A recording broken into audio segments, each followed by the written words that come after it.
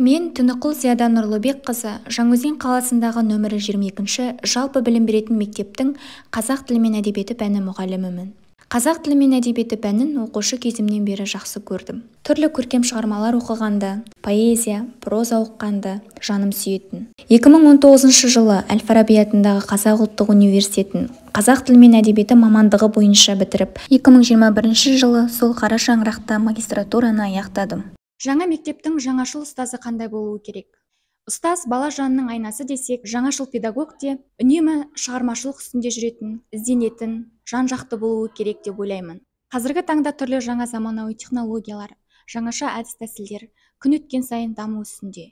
Қазіргі заман педагогі де өзіне дейінгі қағидаттарды бұзып жармай, жаңалыққа құштар болуы керек. Қазіргі заман ізденісті өте қатты қажет ететін заман. Ұстаздың өзі үйрете жүріп үйренеді. Оқушыларды қазақ тілінің қадірін түсініп, шығармашылыққа баулып, әдебиетке тарту мақсатында көптеген жұмыстар атқарып келемін. Оқушыларым қалалық, облыстық сайыстардың жеңімпазы атанып келеді. Ұстаз өз-өзін үнемі жетілдіріп отыруы керек. Егер мұғалім оқытушы өз пәнінің аумағынан шыға алмаса, ол күндердің күнінде сарқылады демекші. Шығармашылық қырларымды жетілдіруге, ізденістен танбауға тырысамын.